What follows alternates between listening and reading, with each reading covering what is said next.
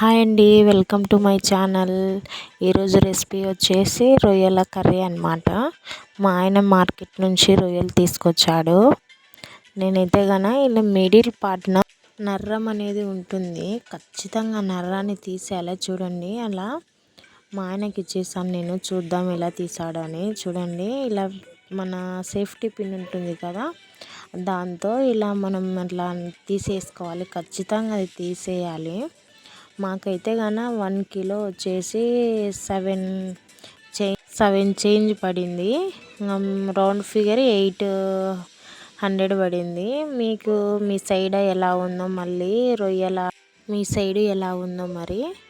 ఇలాగ మనము ఇట్లా మధ్యలో మిడిల్ పార్ట్న మనం ఇట్లా ఉంచామంటే రొయ్యల్ని ఈజీగా అదనేది వచ్చేస్తుంది. మా ఆయన ఫస్ట్ టైం అండి ఇలా తీయడం. నేను ప్రతిసారి నేనే తీస్తాను. చూడండి, ఇలా మొత్తం ఇలా నీట్గా తీసేయాలి.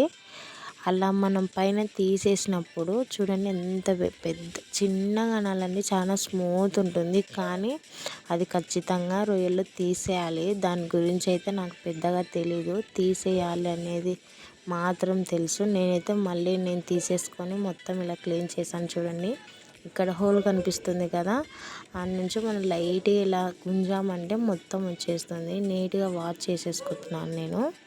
చూడండి, ఇలా నీట్గా అవి తీసేసి వాష్ చేసుకోవాలి. ఇలా మనం కడాయి పెట్టేసి మన రొయ్యల్ని నీట్గా దాంట్లో వేసేసుకోవాలి. హై ఫ్లేమ్లో పెట్టేసేయండి, ఏం కాదు. ఇలా మనం దానికి సరిపడంత పసుపుని వేద్దాము. తర్వాత ఉప్పు మొత్తం కలిపేసుకుందాం. మన రొయ్యలకి నీట్గా పట్టేలాగా మొత్తం ఇలా కలిపేసేసుకుందాము. చూసారా, కలర్ చూడండి ఎలా మారిపోతుందో. అంత లైట్ మనకి ఆరెంజ్ కలర్ ఆ టైప్ను వచ్చేస్తుంది ఫస్ట్ స్టార్టింగ్. మొత్తం ఉడికేసరికి మనం పసుపుతో కనిపిస్తుంది.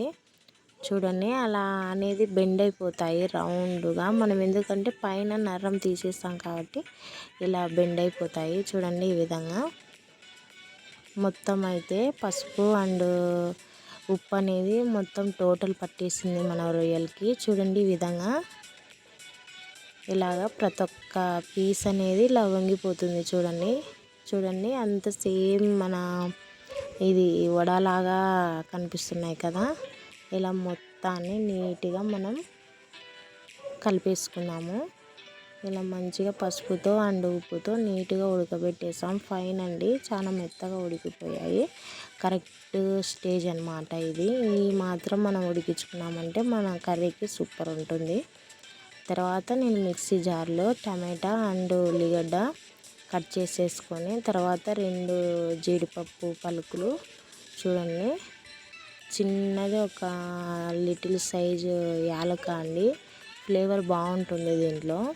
ఇలా వేసేసుకొని ఫైన్గా మనం పేస్ట్ని ప్రిపేర్ చేసుకుందాం. చూడండి, ఈ విధంగా నీట్గా మనం పేస్ట్ మాత్రం నీట్గా ఇలా ఫైన్ పేస్ట్ కావాలి, బాగుంటుంది. మనకి గ్రేవీ కూడా మంచిగా వస్తుంది ఫైన్గా పేస్ట్ అయితే. ఇలా మళ్ళీ తర్వాత కడాయి పెట్టేసేసుకున్నాము. దానికి కావాల్సినంత ఆయిల్ని మనం బాండీలో వేసేసుకున్నాము. చూడండి, నాకైతే ఇంత క్వాంటిటీ ఆయిల్ సరిపోతుంది 1 kgకి. చూడండి, ఈ పేస్ట్ అయితే నీట్గా పచ్చివాసన పోయేంత దాకా మనం మీడియం ఫ్లేమ్లో పెట్టేసి ఉడికించుకున్నాము. నెక్స్ట్ నేనైతే దానిలో పసుపు వేసాను కాబట్టి దీంట్లో లైట్గా తగ్గించాను. దీంట్లో పసుపు వేసే కన్నా చాలా డిఫరెంట్ టేస్ట్ వస్తుంది. దాంట్లో నేను అల్లం వెల్లుల్లి అండ్ కొత్తిమీర పేస్ట్ని వేసేసానండి. ఇలా స్మాష్ చేసుకుంటూ నీట్గా మన కర్రీని ఉడికించేసేసుకున్నాము. దాంట్లోనే స్మెల్ అలా బాగా మంచిగా పచ్చివాసన పోయేసి మంచిగా మసాలా స్మెల్ అనేది మనకి రావాలి. తర్వాత నేను దాంట్లో సాల్ట్ వేసాను కాబట్టి దీనిలో చూసుకొని సాల్ట్ వేసుకుంటున్నాను. మీరు కూడా అలానే దాంట్లో ఎంత క్వాంటిటీ వేసుకున్నారో దాన్ని బట్టి కర్రీలో యూజ్ చేయండి. చూడండి, ఫైన్ అయితే కర్రీ ప్రిపేర్ అయిపోయింది. ఈ విధంగా నీట్గా మనం కర్రీని చేసుకున్నాక మన రొయ్యలు మనం పసుపుతో ఉడకబెట్టాం కదా, ఆ రొయ్యల్ని నీట్గా దాంట్లో వేసేసుకోవాలి. రసం ఉంది కదా, రసం వేస్తే ఏం బాగుంటుంది అనుకుంటారేమో, ఖచ్చితంగా రసం కూడా వేసేయాలి. అయ్యే ముందర నేను పచ్చి కొబ్బరి పొడి తీసుకుంటున్నానండి. పచ్చి కొబ్బరి పొడి అండ్ లైట్గా వాటర్ తీసుకుంటున్నాను. చూడండి కొబ్బరి పొడి ఫైన్గా నేను మిక్సీ పట్టేసాను. లైట్గా వాటర్ వేసి దింపేస్తే అద్దరిపోతుంది. చూడండి ఎంత మంచిగా స్మెల్ అయితే భలే ఉంది. ఒక్కసారి మీరు ట్రై చేయండి. నేనైతే దాంట్లో గరం మసాలా వేస్తున్నాను లాస్ట్గా.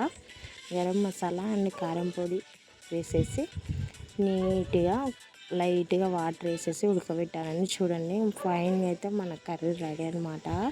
ఒక్కసారి ట్రై చేయండి. రొయ్యలు ఇష్టపడిన వాళ్ళు కూడా ఈ విధంగా ట్రై చేశారంటే చాలా బాగుంటుంది. అసలు ఫిష్ లాగా ఉంటుంది, సూపర్గా ఉంటుంది. వన్స్ ట్రై చేయండి. మళ్ళీ మళ్ళీ మీరు సండే వస్తే కన్నా చికెన్ మటన్ లేకుండా మీరు రొయ్యలే తెచ్చుకొని ఇంట్లో ప్రిపేర్ చేసుకుంటారు. అసలు చిన్న పిల్లలు కూడా చాలా మంచి, ఒకసారి ఖచ్చితంగా ట్రై చేయండి మీరు. చూడండి ఎంత మంచిగా గ్రేవీ అయితే అస్సలు భలే టేస్ట్ వచ్చింది. గ్రేవీ సూపర్గా ఉంది. రైస్లోకి అండ్ రోటీలోకి సూపర్ అద్దరిపోతుంది.